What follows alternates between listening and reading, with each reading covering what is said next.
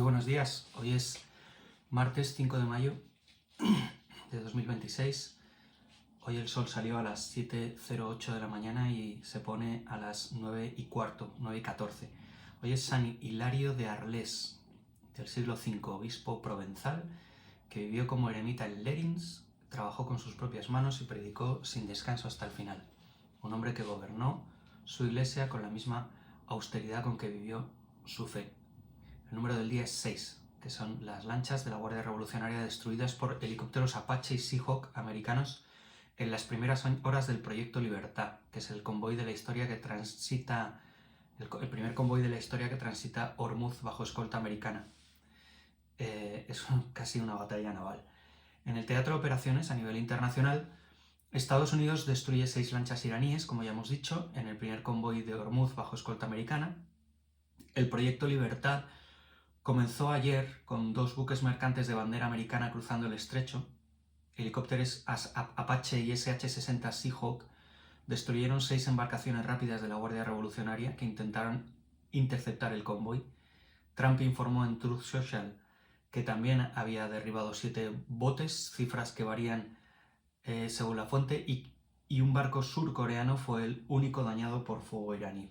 Por eso luego Trump pidió a Corea del Sur que se implicara en la guerra. Irán lanza 4 misiles de crucero contra los Emiratos Árabes. 3 de los 4 misiles fueron interceptados sobre aguas territoriales emiratíes. El cuarto cayó al mar sin causar víctimas. Irán también atacó la localidad omaní de Buqa, en la costa del estrecho, hiriendo a 2 trabajadores extranjeros. La amenaza de convertir todos los intereses emiratíes en objetivo iraní confirma que Teherán está escalando en todos los frentes simultáneamente. Trump amenaza con borrar a Irán de la faz de la tierra si ataca barcos americanos. La declaración a Fox News es la más dura desde el inicio del conflicto y cierra prácticamente cualquier vía de desescalada en el corto plazo. Trump describió al mismo tiempo la operación como uno de los mayores movimientos militares jamás ejecutados y señaló que los iraníes han mostrado más flexibilidad en las últimas negociaciones, 2 mensajes contradictorios que reflejan la tensión entre la presión militar y la necesidad doméstica de cerrar el conflicto. Irán niega que ningún barco haya cruzado Hormuz. La Guardia Revolucionaria emitió una declaración en Telegram afirmando que ningún barco comercial ni petrolero ha transitado el estrecho en las últimas horas y que las afirmaciones americanas son infundadas, mientras el comandante iraní añadió que sus fuerzas dispararon contra un destructor americano que se acercó al estrecho desactivando su radar. La divergencia de versiones entre ambas partes es un indicador de la falta de comunicación y del riesgo de escalada accidental. La Comunidad Política Europea se reúne en Ereván, mientras el flanco sur atlántico arde. La cumbre en Armenia reúne a 30 líderes europeos en un foro de diálogo que incluye a Ucrania, Turquía y el Cáucaso. La reunión en Ereván, ciudad que está pegada a Rusia, Turquía e Irán simultáneamente, es el símbolo geográfico más preciso de una Europa que intenta gestionar 3 crisis en 3 flancos distintos y no tiene un liderazgo unificado. En mercados y capital, el Brent vuelve a los $114, volverá a bajar. La batalla naval de Hormuz destruye la tesis de apertura. El Bitcoin supera los 81.000 por primera vez desde el inicio del conflicto. El gobierno asigna 69.000 millones a defensa sin pasar por el Congreso. El 60% de los fondos ya comprometidos en cuentas discrecionales futuras son el resultado de la presión OTAN y de la amenaza americana de retirar tropas. El gobierno, que se negó a votar el gasto de defensa en el Congreso, lo ha comprometido por la puerta de atrás. Y el análisis financiero de José Luis Cava señala que Irán opera con reservas de divisas en mínimos históricos, sin capacidad de almacenamiento adicional para su petróleo bloqueado y con una economía real que se contrae a modo acelerado.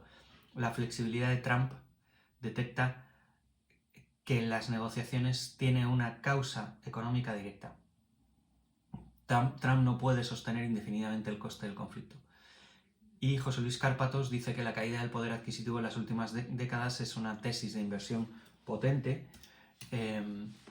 Hace un análisis histórico de la erosión del poder adquisitivo real en Europa. Señala que los activos reales, inmuebles, oro y materias primas han preservado valor mejor que los activos nominales en periodos de inflación sostenida. La tesis es especialmente relevante en el contexto ahora de energía cara y tipos altos. Y en el frente interno, Ábalos protege al PSOE en el Supremo y nos señala a Sánchez. Moncloa respira tranquila, aliviada, diríamos. La fiscal general alteró el informe final de Luzón para limitar la colaboración contra la corrupción del PSOE. García Ortiz modificó el documento del fiscal Luzón para reducir el alcance de la colaboración judicial sobre la trama. El juez Peinado reclama 350.000 euros a la SER y a El Plural.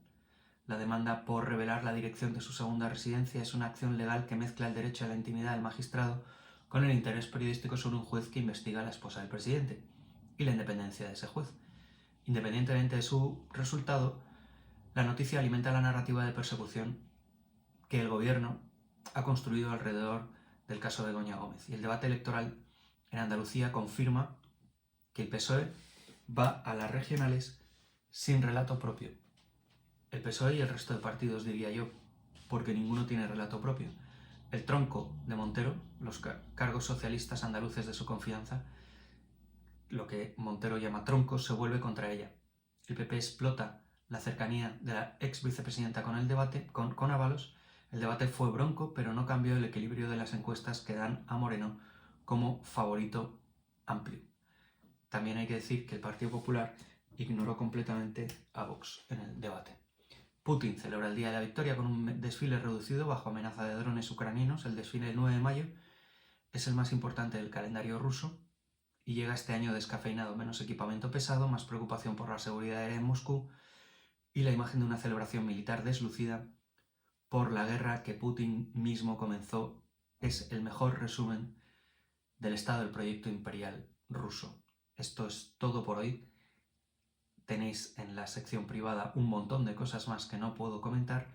Que tengáis un día espectacular. Recordad hacer deporte y beber agua porque la presión ha bajado y estamos con los ánimos por los suelos. Un abrazo fuerte.